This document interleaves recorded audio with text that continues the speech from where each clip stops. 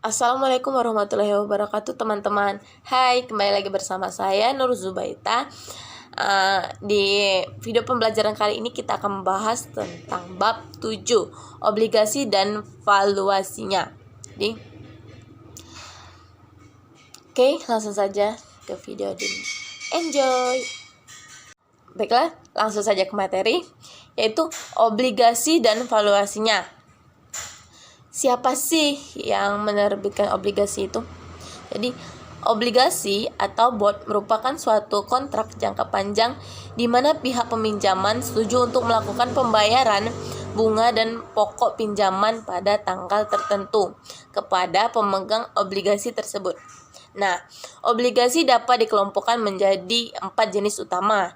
Yang pertama itu ialah obligasi pemerintah, yang kedua ada obligasi perusahaan, yang ketiga ialah obligasi pemerintah daerah, dan terakhir obligasi luar negeri. Pertama kita akan membahas tentang obligasi pemerintah. Obligasi pemerintah yang terkadang juga bisa disebut dengan obligasi negara, diterbitkan oleh pemerintah federal, sangatlah beralasan untuk berasumsi bahwa pemerintah federal akan memenuhi pembayaran yang dijanjikan, sehingga obligasi pemerintah tidak memiliki risiko gagal bayar. Namun, harga obligasi ini telah menurun ketika tingkat bunga naik, sehingga obligasi ini tidak sepenuhnya bebas dari risiko.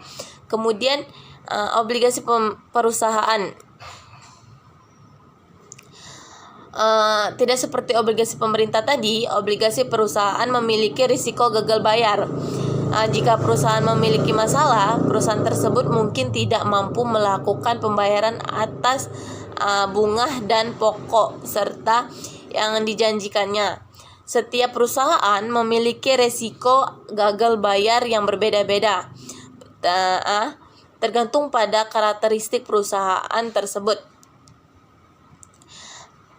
dan ketentuan spesifik dari setiap obligasi.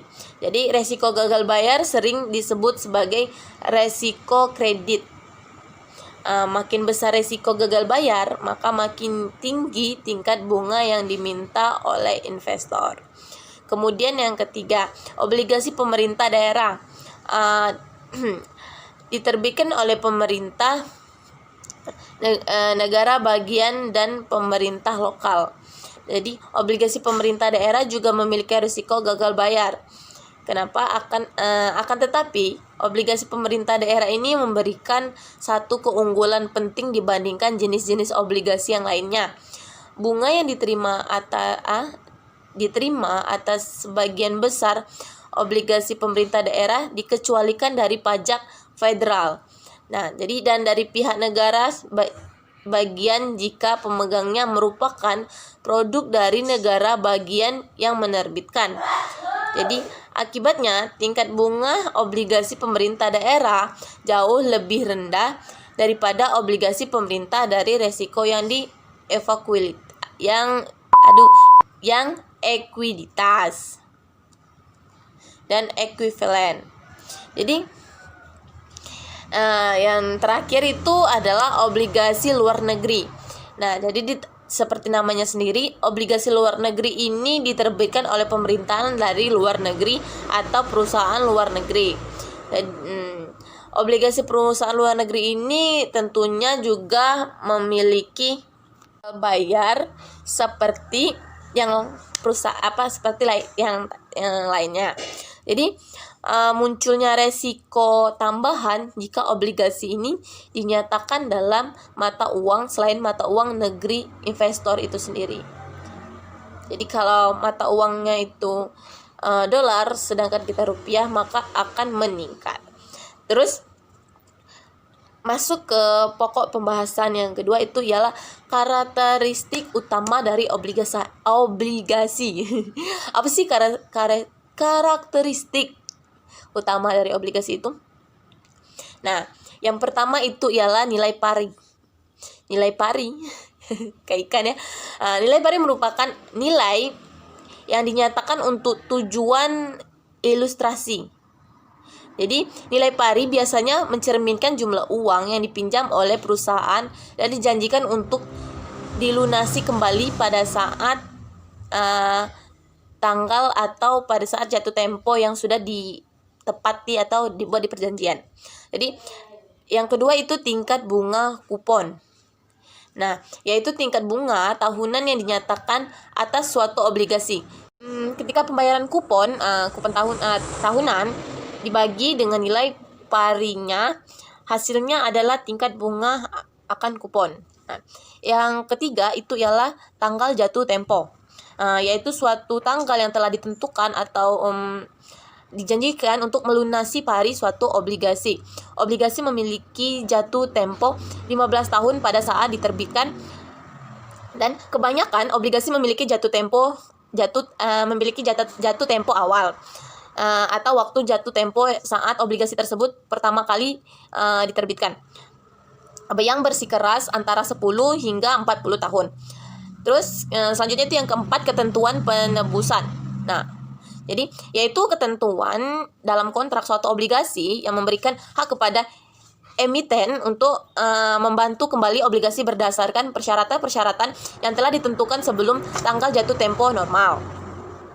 Ketentuan penebusan biasanya menyatakan bahwa emiten harus membayar jumlah yang lebih besar dari nilai pari kepada pemegang obligasi jika obligasi tersebut ingin ditebus.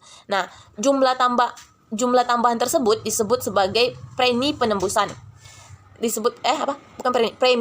Premi penembusan. Nah, seringkali ditentukan semua dengan bunga selama 1 tahun. Yang kelima itu ialah dana pelunasan. Kalau tadi penembusan, dana pelunasan. Nah, yaitu ketentuan dalam kontrak suatu obligasi yang meminta emiten untuk melunasi sebagian emisi obligasi setiap tahunnya. Kemudian yang keenam itu ialah fitur-fitur lainnya. Ada fitur-fitur lainnya seperti obligasi yang dapat dikonversi. Adalah obligasi yang dapat ditukar dengan lembar saham biasa pada suatu harga tetap berdasarkan operasi pemegang obligasi tersebut. Kemudian ada warna, adalah opsi yang memungkinkan pemegang obligasi membeli saham pada satu harga yang telah ditentukan sehingga memberikan suatu keuntungan modal jika harga saham tersebut naik. Terus ada juga obligasi yang dapat dijual kembali. Memungkinkan investor itu menjual obligasi kembali pada perusahaan sebelum jatuh tempo pada harga yang telah ditentukan. Kemudian ada obligasi pendekatan. Nah, yang hanya akan membayar bunga jika perusahaan memiliki laba yang cukup untuk membayar bunga. Dan yang terakhir yaitu obligasi terindeks. Yaitu yang terakhir tadi obligasi terindeks atau obligasi daya beli. Nah, tingkat bunga obligasi yang didasarkan pada satu indeks atau inflasi seperti indeks harga konsumen, sehingga bunga yang dibayarkan akan naik secara otomatis ketika tingkat inflasi meningkat. Kemudian pembahasan yang ketiga dari bab 7 ini ada valuasi obligasi. Nah, arus kas untuk obligasi standar dengan kupon seperti Alien Food terdiri atas pembayaran bunga sepanjang usia 15 tahun obligasi ditambah jumlah pinjaman biasanya nilai pari ketika obligasi tersebut jatuh tempo. Arus kas terdiri atas suatu anuitas selama tahun ditambah pembayaran sekaligus lump sum. Pada akhirnya sederhananya kita dapat mencontohkan setiap arus kas kembali ke nilai sekarang dan menjumlahkan nilai-nilai PF atau arus ke keluar bagi investor untuk mendapatkan obligasi. Sebagai contoh, obligasi itu dijual pada harga yang sama dengan nilai parinya. Nah, ketika tingkat bunga itu berlaku sama dengan tingkat kupon, maka suatu obligasi tingkat bunga tetap akan dijual pada nilai parinya. Tingkat kupon akan tetap sama setelah obligasi itu diterbitkan. Setiap tingkat bunga di pasar akan bergerak naik dan turun. Suatu kenaikan tingkat bunga pasar akan menyebabkan turunnya harga obligasi beredar.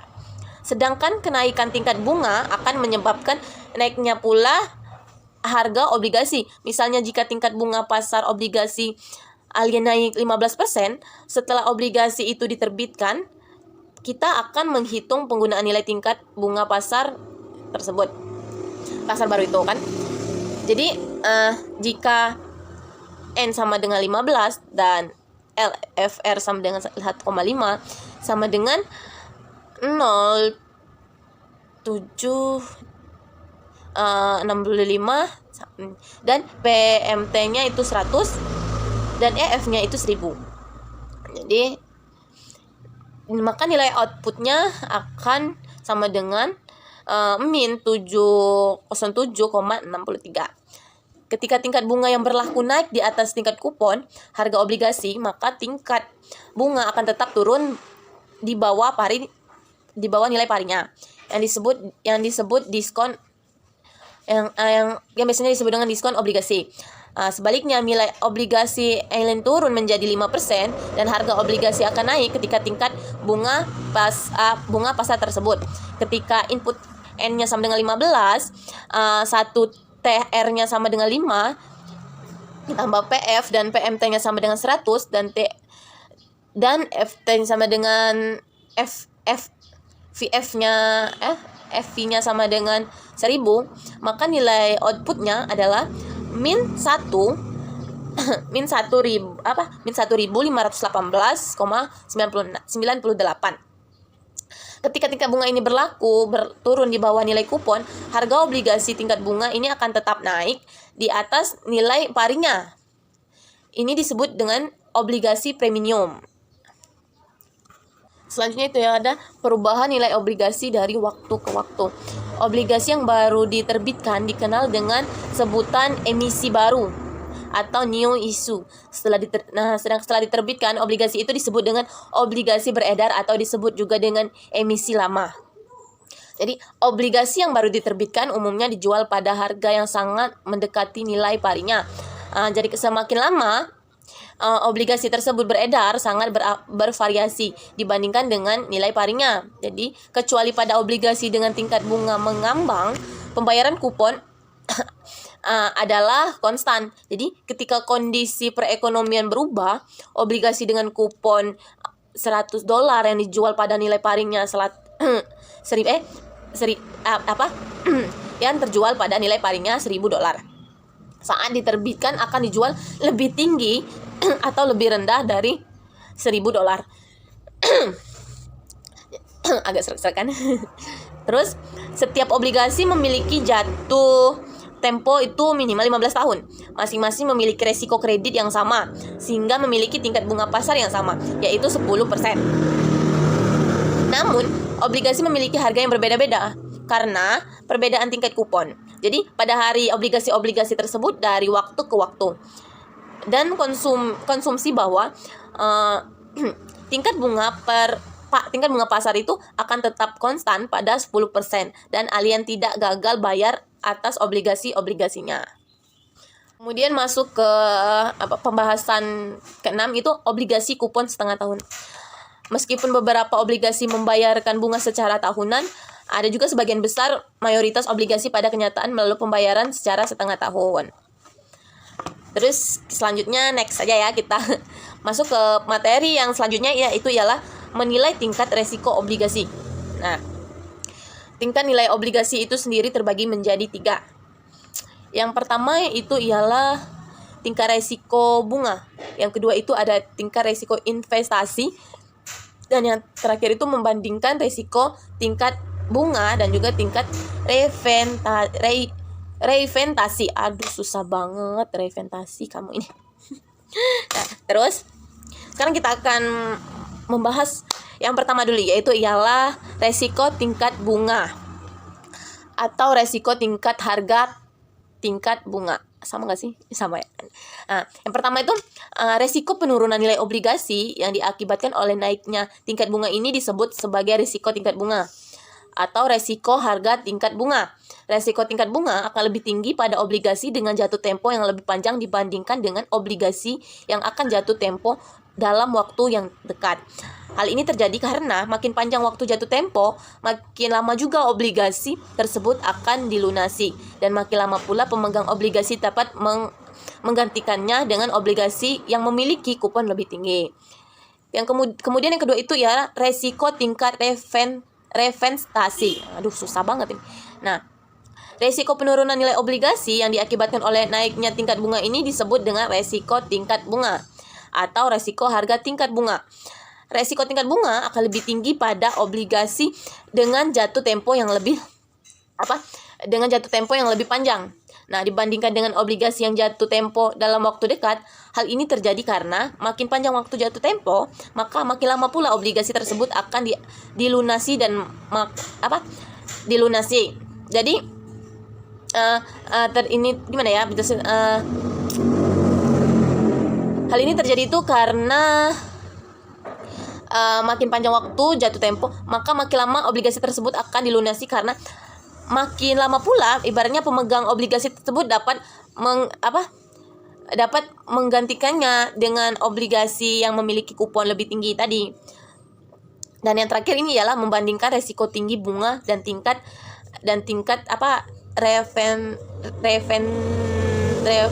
revestasi. Susah ya kan? Pokoknya kayak gini, revestasi. Oke. Terus ibaratnya ini membandingkan antara yang pertama dan juga yang kedua. Resiko tingkat bunga ini berhubungan dengan nilai portofolio obligasi tersebut, sedangkan resiko tingkat revestasi berhubungan dengan pendapatan yang dihasilkan oleh portofolio. Jika Anda memiliki obligasi tapi jika Anda memiliki obligasi itu dalam jangka panjang, nah, Anda akan mendapatkan risiko tingkat bunga yang signifikan. Karena kenapa? Karena nilai portofolio Anda akan turun jika tingkat bunga meningkat. Tetapi Anda tidak akan banyak menghadapi risiko karena tingkat revestasi ini mendapati Anda akan tetap stabil. Selanjutnya kita akan jilbabnya rambut Xiaomao ini keluar. Oke, nggak usah fokus ke rambut, kita fokus lagi ke materi selanjutnya, yaitu resiko dari gagal bayar. Jadi setiap obligasi ini pasti mempunyai risiko gagal bayar, kecuali tadi obligasi dari pemerintah. Nah, yang kemungkinan gagal bayar merupakan risiko penting yang dapat dihadapi oleh pemegang obligasi. Jika emiten gagal bayar, jumlah uang diterima oleh investor akan lebih sedikit daripada pengambilan yang dijanjikan. Karena semakin tinggi kemungkinan gagal bayar, maka tinggi preminya dan berakibat pada imbalan hasilnya jatuh tempo. Resiko gagal bayar untuk efek pemerintah adalah 0, seperti yang saya jelaskan pada awal tadi. Tetapi berisiko substansial untuk perusahaan yang obligasinya pemerintah daerah atau pemerintah lokal dengan mutu yang lebih rendah. Terus apa saja sih jenis-jenis dari obligasi perusahaan? Nah, ini semuanya harus tahu nih. Yang pertama itu adalah obligasi hipoteks. Nah, adalah obligasi yang dijamin oleh aset tetap. Obligasi hipoteks pertama merupakan senior yang memiliki prioritas akan klien dan obligasi hipoteks kedua. Terus obligasi yang kedua itu obligasi tanpa jaminan. Jadi adalah obligasi yang tidak dijamin sehingga tidak memberikan agunan spesifik sebagai jaminan bagi obligasi. Karena itu pemegang obligasi tanpa jaminan merupakan kreditor biasa yang klaimnya dilindungi oleh properti yang tidak digunakan. Atau obligasi tanpa jaminan juga diterbitkan oleh perusahaan lemah yang lebih menggunakan sebagian besar asetnya sebagai jaminan untuk pinjaman hipoteks. Yang terakhir itu ada obligasi tanpa jaminan subordinasi. Subordinasi. Nah, kayak gitu. Adalah obligasi yang disubordinasikan ke wasal hanya yang ditunjuk, biasanya itu pinjaman bank atau seluruh utang yang lain. Dalam peristiwa likuiditas atau reorganisasi, pemegang obligasi tanpa jaminan ini subordinasinya tidak akan menerima apapun sampai seluruh utang senior seperti yang disebutkan. Terus apa saja sih kriteria dari peningkat obligasi? Nah, peningkat obligasi didasarkan atas faktor-faktor kualitas dan kuantitas yang beberapa diantaranya yaitu rasio-rasio, ketentuan hipoteks, ketentuan subordinasi, ketentuan jaminan, ketentuan pemulasan, ketentuan tempo, sublitas, regulasi, atrioritas, operasi, terus tuh operasi di luar negeri, faktor lingkungan hidup, dan kewajiban atas produk. Terus itu ada kewajiban pensiun, ada juga masalah ketenaga kerjaan, yang terakhir merupakan kebijakan akuntansi. Kemudian apa sih arti penting dari peringkat obligasi? Nah, peringkat obligasi memiliki arti penting bagi perusahaan dan investor karena peringkat obligasi merupakan indikator dari risiko gagal bayarnya. Peringkat memiliki pengaruh langsung yang dapat diukur pada tingkat bunga obligasi dan juga biaya utang perusahaan. Sebagian besar obligasi dibeli oleh investor institusional dan bukan individual. Kebanyakan institusi dibatasi hanya boleh membeli efek yang hanya investasi. Peningkatan obligasi perusahaan mempengaruhi kemampuan perusahaan untuk meminjam modal, dana, dan biaya modal perusahaan tersebut. Kemudian adanya perubahan peningkatan. Ada apa perubahan peningkat? Perubahan peningkat obligasi itu perusahaan mempengaruhi kemampuan untuk meminjam modal, dana, dan biaya perusahaan tersebut. Lembaga peningkatan melakukan peninjauan atas obligasi yang beredar secara berkala. Terkendala menaikkan atau menurunkan suatu obligasi sebagian hasil dari perusahaan kondisi yang terjadi pada emiten. Kemudian itu ada kebangkrutan. Jadi kebangkrutan dari reorganisasi terjadi ketika suatu usaha menjadi tidak solvent, yang artinya usaha tersebut tidak memiliki cukup kas untuk memenuhi pembayaran bunga dari pokok pinjamannya. Harus ada keputusan yang kemudian diambil apakah akan menutup perusahaan melalui likuiditas atau mengizinkannya melalui reorganisasi dan tetap ada. Nah, dalam reorganisasi, kreditor perusahaan akan melakukan negosiasi dengan manajemen tentang persyaratan-persyaratan dari kemungkinan reorganisasi tersebut. Perencanaan reorganisasi mengharuskan dilakukan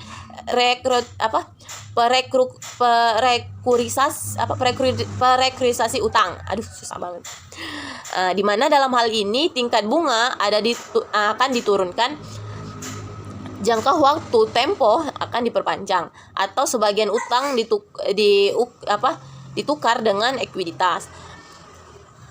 Kemudian itu apa sih tujuan restrukturisasi? Adalah mengurangi beban keuangan sampai ke suatu tingkat yang dapat didukung oleh arus perusahaan. Likuiditas terjadi jika nilai perusahaan dengan lebih besar dalam kendala mati daripada hidup. Jika pengendalian kebangkrutan pemerintahan dilakukan, likuiditas aset perusahaan akan dilelang dan kas yang diterima akan didistribusikan sesuai ketentuan yang tercantum dalam bab 7 Undang-Undang Kebangkrutan. Untuk saat ini perlu sama-sama kita ketahui adalah 1. Peraturan kebangkrutan federal yang mengatur bank regionalisasi maupun likuiditas. Yang kedua itu kebangkrutan sering kali terjadi.